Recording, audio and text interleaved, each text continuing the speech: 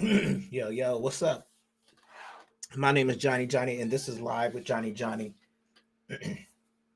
You guys know I always try to bring you things from our perspective and things like that. But lately, I've been bringing you uh, podcasts from white podcasters, so you can kind of see like the different sides and some of the same things that we agree on, and some of the same things that we talk about. It's eye opening because it gives you a chance to see something that you may not see or understood before.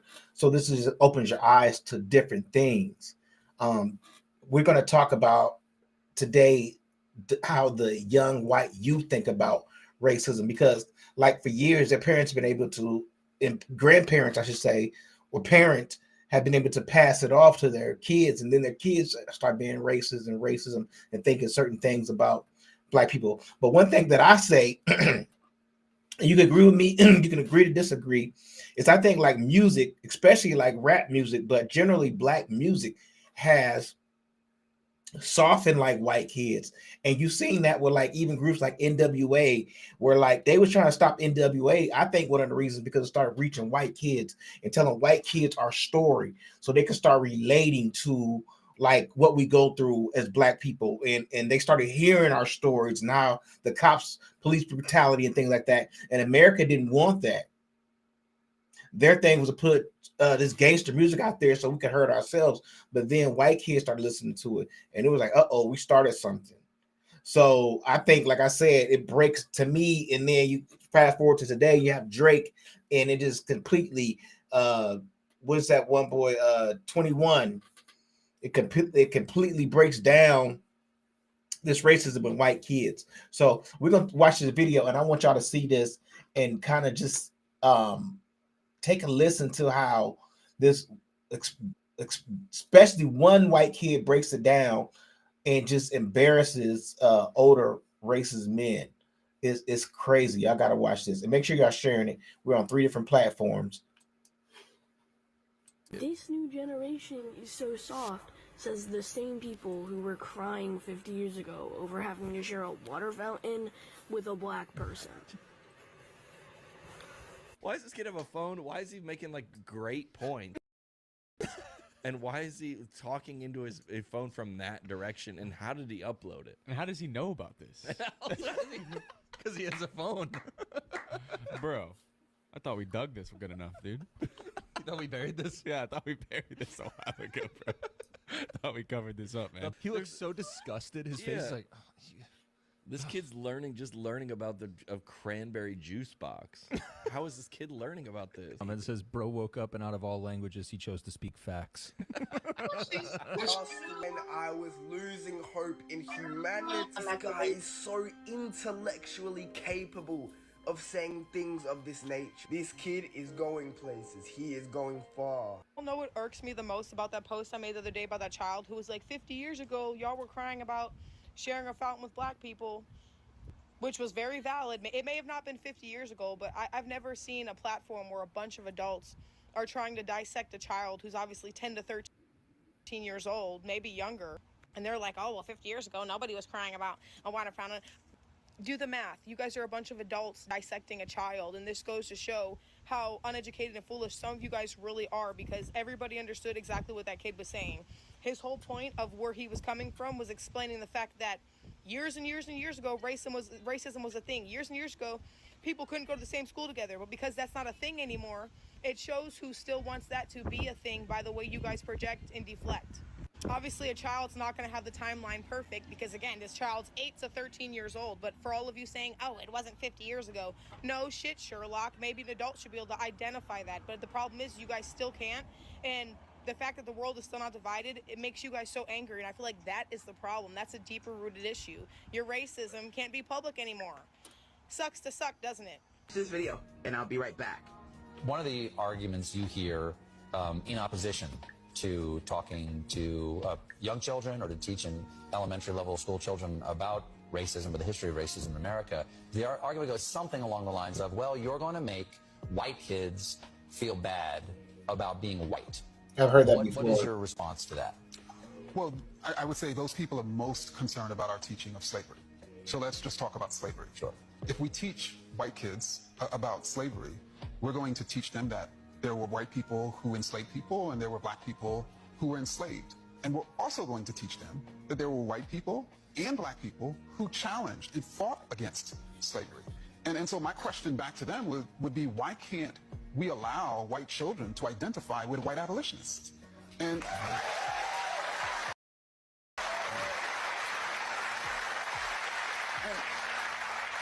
you know, and also it demonstrates to me that these folks recognize that kids are not colorblind and that how we shape the curriculum impacts our children. So then why aren't they concerned about how black kids feel when they're not represented in the curriculum? Perfect response. This is how you shut it down. Why do you assume these children would not identify with the abolitionists? Why do you assume that these children would identify more with the racist slave owners? But what's always been crazy to me is that white children are so delicate that they can't learn about racism, but black children can continue to experience it from said children. So when the white child is being racist, you can't teach them that racism is wrong. But the black child that's being abused by said child being racist, they have to deal with it. Go home and cry. The parents have to talk to them. How does that make sense? White children that delicate? Anywho, perfect response. Remember, diversity equal power. We can change the world when we work together and protect black women. Until next time. This white kid is trending. He has made a lot of people come out to say, wow, what kind of kid is this? How come these small babies know each and everything connect to black people's struggle in the history? Who taught him all of this? Even in these white people, they end up spilling each and everything connect to racism in a way they don't know. Let's dive into today's episode. Drop your thought in the comment section, then we'll come back with more commentaries. Everything that's been happening is due to racism, and I'm tired of you dumb motherfuckers pretending that it wasn't. The redistricting is due to racism because black people vote Democrat in the South. Why do black people vote Democrat in the South? Well, I'll tell you why. Because Democrats gave them the vote, and then all of the white people became Republicans. Because white people in the South do not want to be in community with black people. So they went and switched to another fucking party. The destruction of education in this country is because white people in the South did not want their kids going to schools with black kids. So they have been trying to destroy the Department of Education so they can steal tax money and make white-only schools. Abortion. They don't want black women to have access to reproductive care so they can economically hold them the fuck down. Also, it was a backdoor way to trick Catholics and other people that aren't Southern fucking Baptists and evangelicals into coming into community with white Southerners over a wedge issue so they could take over the Supreme Court, so the Supreme Court could say that racism is over, and instantly we bring back all the racist fucking policies. It's been this way the entire fucking time. If you can't see that, you are fucking stupid. I'm sorry. The history they want to erase, and this was in 1953. He was 7 years old. He was thirsty. He drank from the wrong fountain, and he spent 3 hours in jail. The amount of hatred these people have for us and still have for us have to be studied, because I don't understand this. I don't understand how this was the norm back in the day. This is absolutely disgusting. The more I dig into history, the more shocking it gets. Like, I mean, he's a boy. He's a little boy. He's thirsty. It's hot. He needed a cup of water. And he spent 3 hours in jail. Unbelievable. Unbelievable. That's crazy. And by the way, did you also know that they were eating us? Yeah. Yeah, I did They know were that. killing us, eating us, cooking us.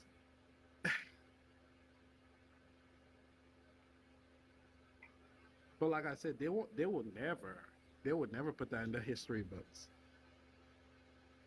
The reason why white people are still racist today is because of their experience with. No, the fuck not. It is not because of the experience that they have with black people that some white people are racist. It is the fact that their parents taught them to be racist. That's what I just and the said. fact that they have not done the due diligence to unlearn that racism. Yep. And I am speaking that from experience. I grew up in a very racist household. My grandmother was racist, my mother was racist. And I learned and said a lot of racist things, all of which I deeply fucking regret. But the reason I did those things and the reason I thought that doing those things was okay was because that's what I learned from my parents. I was in fact one of those people who were screaming about it's not hatred, it's heritage. I was one of those people who saw nothing wrong with still carrying around the Confederate flag. But guess what? After I got out into the real world and experienced the real world and got away from the people who were racist and who were feeding that mindset into my brain, I broke away from those mindsets. And after breaking away from that mindset and the people who were feeding that mindset into me and starting to experience and have conversations with real life black people other than, you know, just a few interactions in high school, I started to unlearn all that bullshit that was brainwashed into my fucking brain. And just to like put a scope as to how bad the brainwashing was, my mother, my birth giver, because she's no longer my mother, I don't associate with her, used to call people the N-word with the hard ER, not with an A, with the hard ER. And her justification for that was if they didn't want to be called that, they shouldn't act that way. And I thought that was okay. I now understand that that is a really fucked up thing to fucking say. But at the time, I thought it was okay because that was the person who raised me, the person who brainwashed me into thinking that way. So if you, as a white person, are still having these mindsets, it is your duty and responsibility to break away from these fucked up mindsets. It is not a black person's job to tiptoe around your fucking racism. Your generation is so soft, says the same people who were crying 50 years ago over having to share a water fountain with a black person. You know, he rolled over into that thought. He definitely rolled over into that thought. And my question to everybody who's seen that is, how old is he? And he's smarter than the group. That's the crazy part. Of like, you can tell he's not. I wouldn't say he's a complete genius, but he's smarter than the group. And it's just crazy to think a child could see it, and grown-ups can't.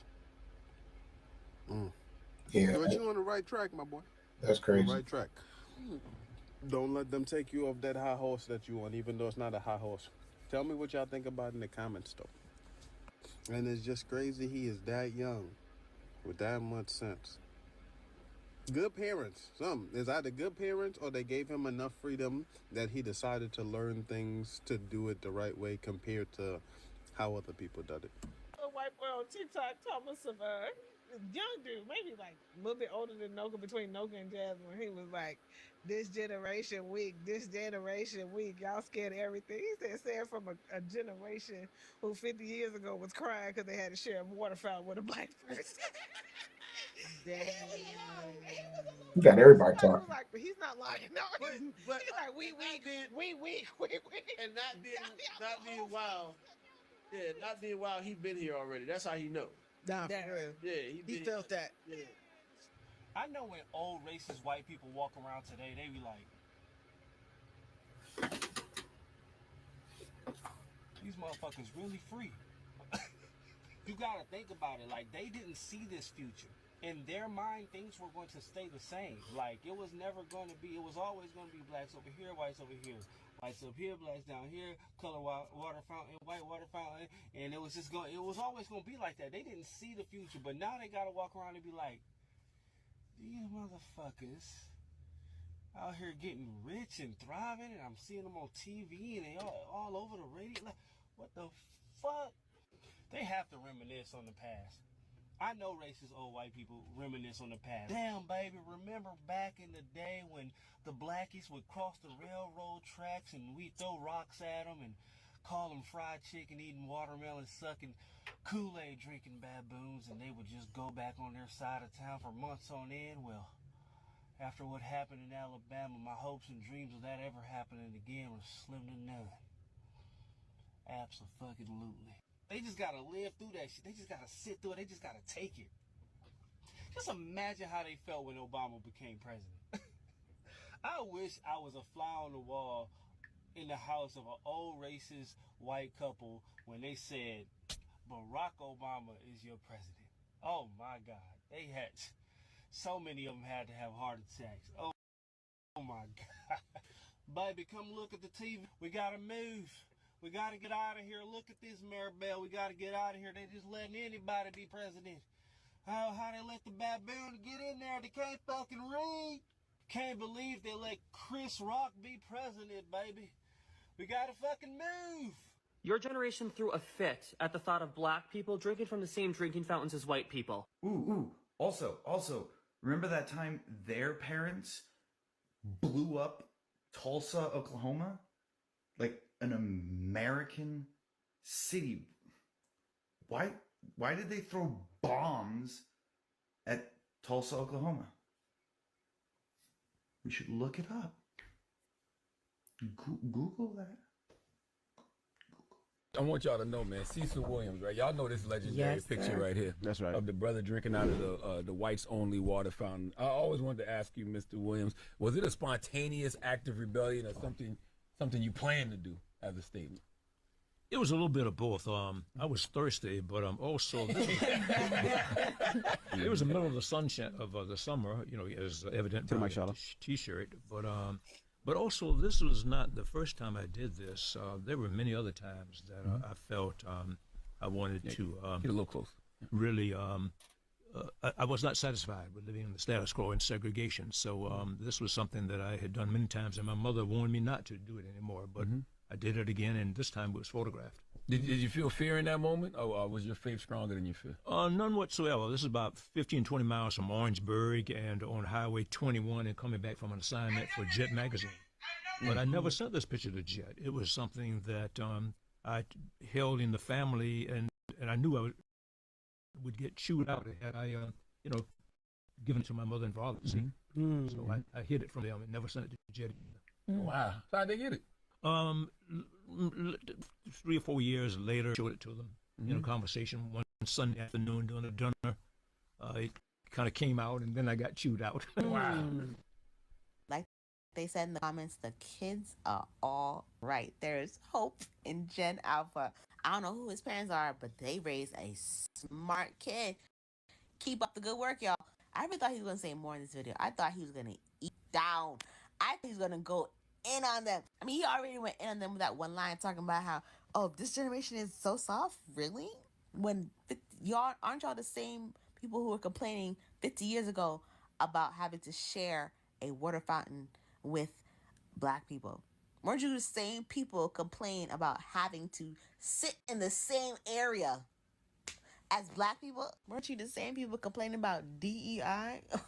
This is why we need to continue on teaching black history in the schools, and every person of color history in the schools, so we can learn from the mistakes of the past, and so that the next generation can be better and brighter and smarter than the previous generation before. Someone was like, this little boy is invited to all the cookouts. Let him know, please. He's invited to all the cookouts for life. Yes, he is, indeed.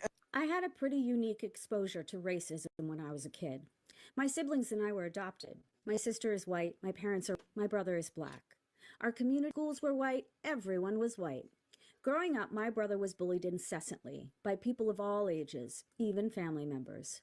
Since I was 2 years older, I felt like it was my responsibility to defend him. To do that, I developed a spidey sense for identifying racists. The way I saw it, there were 4 kinds of people when it came to racism.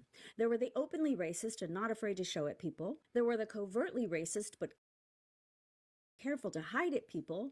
There were the not to call it out people, and there were not racist and willing to do something about it people. Of course, that last group was few and far between. As a kid, it was clear to me that 3 of the 4 groups were complicit in harming my brother.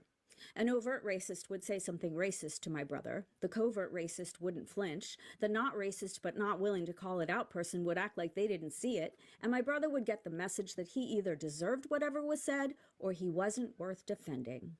It didn't matter that some of the people weren't racist, because enough of them were. Enough of them were so the group didn't have to change a damn thing. And that's what I keep thinking about with this ruling on the Voting Rights Act. Our nation has made very little progress at making this world safe for people like my brother. We've made very little progress at changing the messages that people like my brother absorb. The way the world expects the worst from him every single second of every day.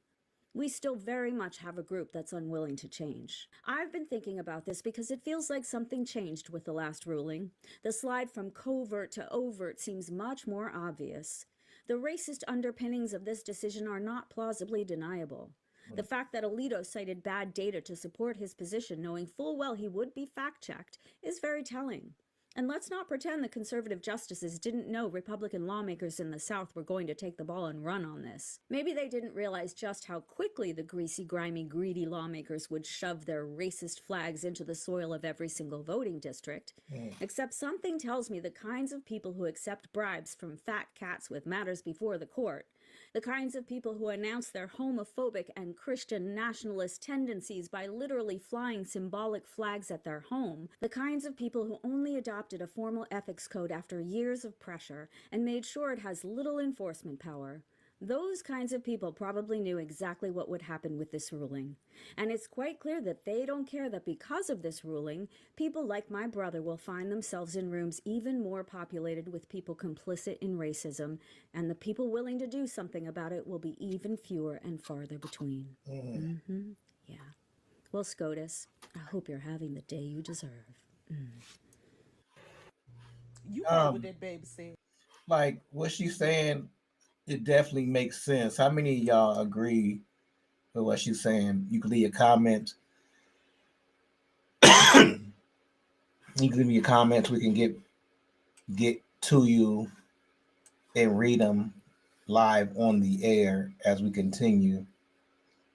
So, and we would like to hear from a lot of people. I mean, I don't get a lot of people who tap in, but we would like to hear from a lot of people. If this is something that you like it, but it's just an eye opener to first hear the young man say his comment about racism, but then to hear other white people tap in about racism and people aware of it.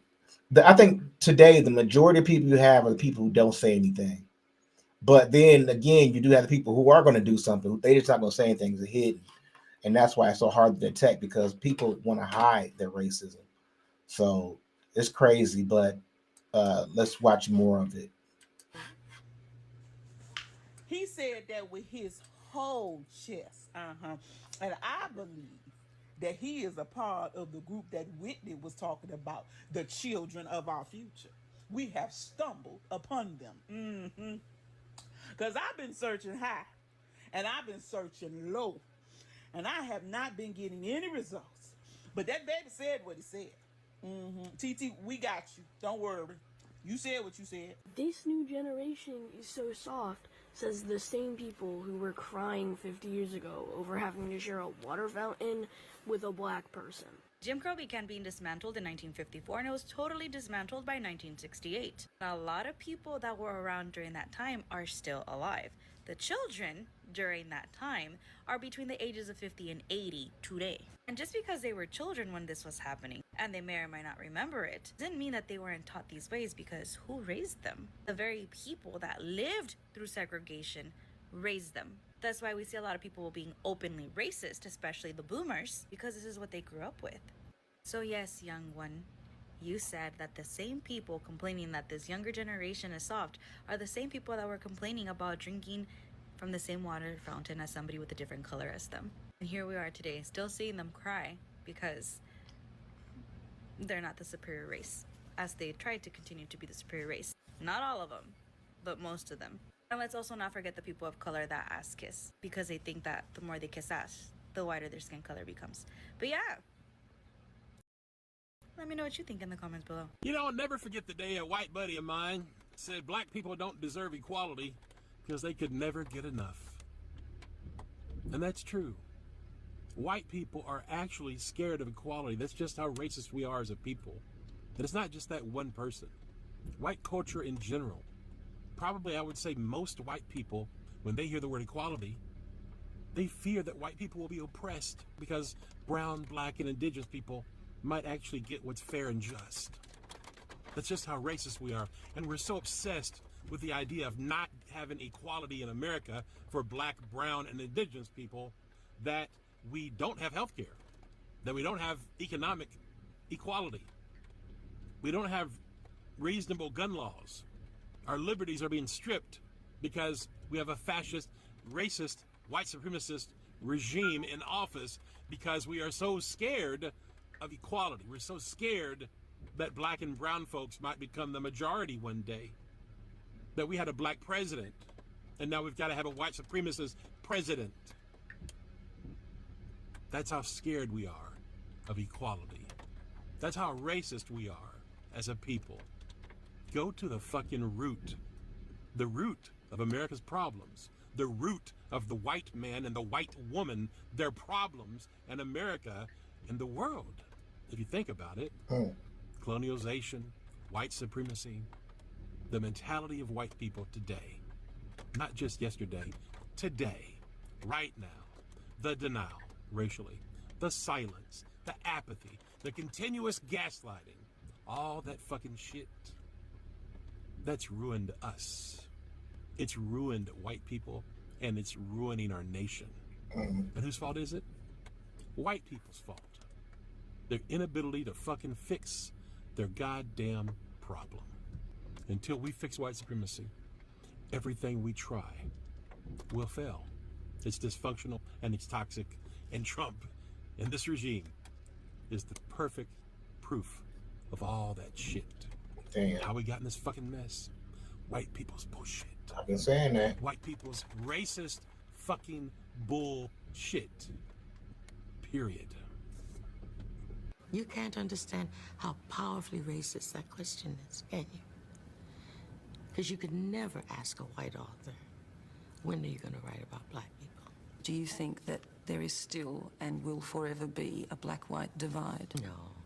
It's only kept alive because it's useful. When it stops being useful, they'll get rid of it. Useful to whom? To white people. They need it. Well, that is attributing a kind of a willful intent. Of course it's willful. It's irrational. Everybody knows it doesn't make any sense. But they hang on to this totally unscientific, mythological, metaphorical notion of division that is wasteful. It costs a lot. It diminishes the people who feel that way. And it hurts the people who don't feel that way. When they don't need it, as in wartime, they get rid of it. When they don't need it economically, they get rid of it. But if you need it in order to solve some political problem, or to justify a land grab, or workers who are dependent upon you, and you can convince them that, our $5 is enough, then you use it. It has powerful utilitarian purposes. But you are saying then that whites have a willful, malicious intent as far as... I think this is a naive question. It's a naive question. So it's there. I mean, this malice is there. That's why I ask you, do you think it's eradicable? Well, it'll take some generations. But let me tell you, you cannot enslave people or kill races of people, whole races in a continent. You cannot do that as a human being unless you have persuaded yourself that that A, they are not people, or their lives are not worthy, or that you have a mission to do that. No human being can do that. You cannot do it unless you believe it is better for those people to be dead. If you can get in an airplane in Brazil and fly around and shoot Indians for sport, now, you have to persuade yourself that they are sport. Now, I don't know if that's malice or psychosis, but it exists. And the people who do it know it. They know that they are living a lie. Do you think that there is something inherent in us, in whites, that undervalues someone whose skin is not the same colour as ours. It's not